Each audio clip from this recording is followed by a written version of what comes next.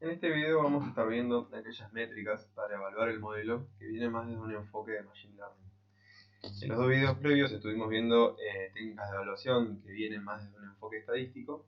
En esta vamos a ver algunas métricas, hay un montón, que se pueden utilizar para evaluar problemas de regresión. ¿Bien? Y luego vamos a estar viendo cómo se implementan estas métricas, el cálculo de estas métricas en el código. Vamos a ver tres, a la cual le vamos a sumar el r cuadrado, que ya lo vimos en los videos anteriores. Bueno, vamos a estar viendo tres, hay más, hay que ver también cuál nos interesa utilizar en cada problema, pero estas son de las más tradicionales y que se pueden encontrar en la mayoría de las implementaciones de evaluación de problemas de regresión. La primera que vamos a estar viendo es el error cuadrático medio o mean squared error, que va a aparecer con la sigla MSE. Lo que se hace acá es, hacemos la diferencia entre el valor real de la variable y el valor predicho por el modelo. Elevamos al cuadrado para que no importe el signo de esta diferencia. Realizamos las sumas de estas diferencias y la dividimos por la cantidad de observaciones. Esta métrica es bastante usual encontrarla. A veces tiene el problema de que puede ser que esté en unidades demasiado grandes y como estamos calculando digamos este residuo, esta diferencia, la estamos calculando al cuadrado, la interpretación resulta un poco difícil pensarla en términos de las unidades de las variables que nosotros tenemos. Entonces, una métrica común que se suele tomar es la raíz del error cuadrático medio, el root mean squared error, que va a aparecer como RMSE, que lo único que hacemos es al resultado del error cuadrático medio le tomamos la raíz cuadrada. Esto de alguna manera lo que busca es tratar de llevarlo a una unidad de la medida de la variable y que nosotros estamos teniendo, ¿no? Por ejemplo, si estamos estimando salarios, que podamos interpretar esta métrica de evaluación en términos del salario, si estamos viendo precios de propiedades que estén un poco más en esa línea, porque esto lo que va a tener el problema es que el residuo va a estar elevado al cuadrado, entonces cuesta un poco pensarlo en las unidades de medida que nos interesan. Y otra métrica también que se utiliza bastante es el error absoluto medio, mean absolute error, también conocido como MAE, en el cual en lugar va a ser casi lo mismo que el error cuadrático medio, pero en lugar de tomar el cuadrado de la diferencia entre el valor real y el valor predicho, vamos a estar tomando el módulo, el valor absoluto, para que no nos importe el signo. ¿Bien? Hacemos la suma de esas diferencias y luego lo dividimos por la cantidad de observaciones. Esta métrica ya directamente, como estamos haciendo la resta entre el valor real y el valor predicho, no la estamos elevando al cuadrado ni nada, podemos pensar que de alguna manera lo podemos interpretar en la escala de la variable a predecir de nuestra variable y. Bien, ahora veamos cómo vamos a implementar estas métricas junto con el r cuadrado en el código. Bien, como comenté al principio del video, estas métricas son un poco más tradicionales del enfoque de Machine Learning. ¿Bien? Entonces vamos a volver a la librería de Scikit-learn y vamos a ver cómo calculamos estas métricas con la implementación de Scikit-learn. Vamos a estar importando desde Scikit-learn, desde la parte de metrics, vamos a estar importando el r cuadrado. En este caso no es el r cuadrado ajustado, sino que es el r cuadrado normal, sin la penalización por variables. El mean square error, ¿bien? O el error cuadrático medio, y el error absoluto medio o mean absolute error. Todas estas funciones de scikit-learn van a tomar dos argumentos. El primero va a ser iTrue, que es el vector array o serie de los valores reales de la variable i, ¿está bien? Y va a tomar como segundo argumento ipred, que es el valor del vector o array de los valores predichos de i. Para obtener los valores predichos de i, nosotros lo que vamos a tener que utilizar es el método predict de aquellos modelos que hemos creado. En este caso también vamos a seguir trabajando con el modelo que tiene como predictoras la superficie total y los baños y el modelo de interacciones. ¿Está bien? Entonces, ¿cómo hacemos para predecir los valores? Que en parte ya lo habían visto en la clase 1 del modelo de regresión lineal simple. Utilizamos el método predict, le pasamos como argumento nuestra variable en nuestra matriz de predictoras y obtenemos este array de los valores predichos para cada una de las observaciones. Entonces ahora podemos calcular las métricas, como les había comentado, le tenemos que pasar como primer argumento el valor real, en este caso sería nuestro vector en nuestra serie o vector iTrain, y como segundo argumento el valor predicho, ¿está bien? Y así simplemente es como una función en la cual le ponemos el r cuadrado, que pase el primer argumento los valores reales, segundo argumento los valores predichos. Y vemos que obtenemos el mismo valor, 0,57 que habíamos obtenido con Stats Models. Recuerden que esto no es el r cuadrado ajustado, ¿está bien? Así que estamos calculando el r cuadrado simple.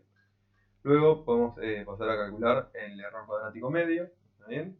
Que como les decía va a tener un tema con las unidades al estar elevando estas diferencias al cuadrado.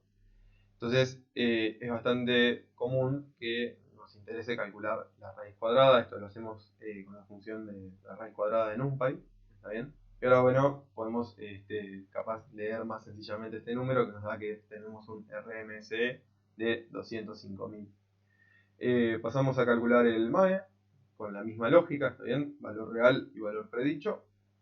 Y vemos que obtenemos un valor de 90.800.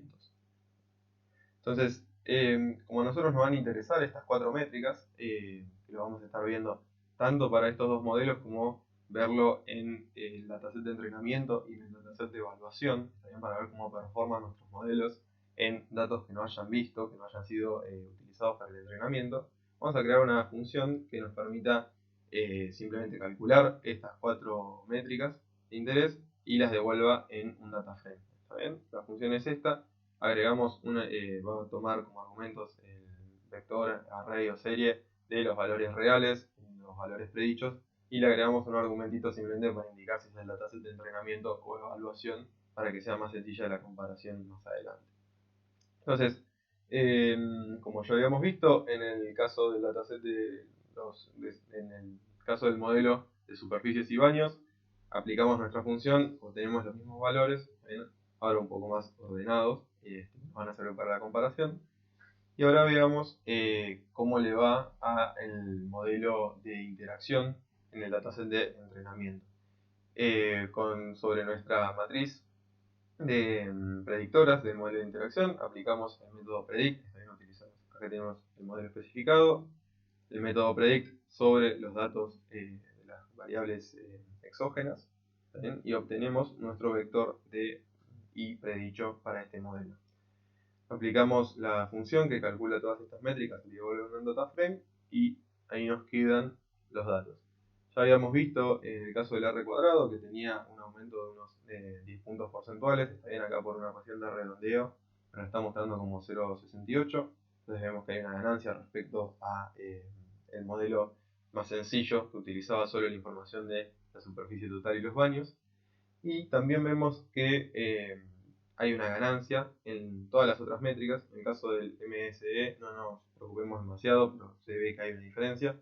En el RMSE vemos que en el caso del modelo más sencillo teníamos un RMSE de 205.000, mientras que en este caso estamos teniendo un RMSE de 179.000, hay una caída bastante importante.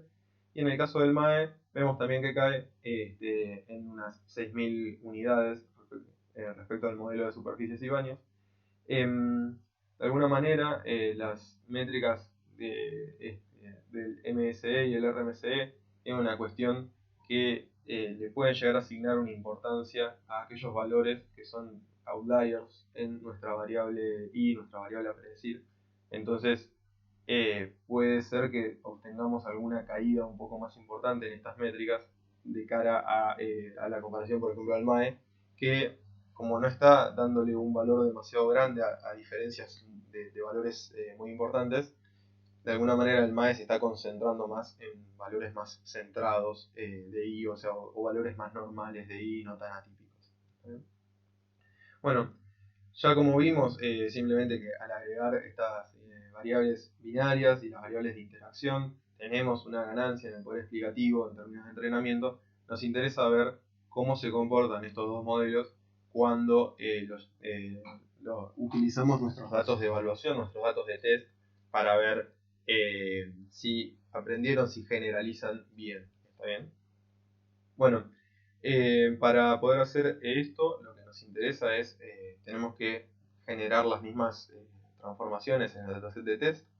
En el caso del modelo de superficie total y baños, lo único que implica es seleccionar las predictoras de interés, que son estas dos variables, y generamos nuestra matriz X-test de superficies y baños.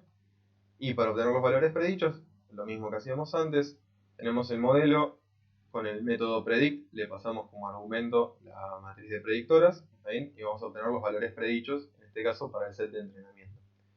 Luego lo que hacemos es obtener con nuestra función el data frame de las métricas de performance, y acá le ponemos como argumento obviamente que el dataset que estamos utilizando es el de evaluación. Y acá concatenamos el data frame de performance para el modelo de superficie y baños en entrenamiento con el de evaluación para poder compararlo entre sí.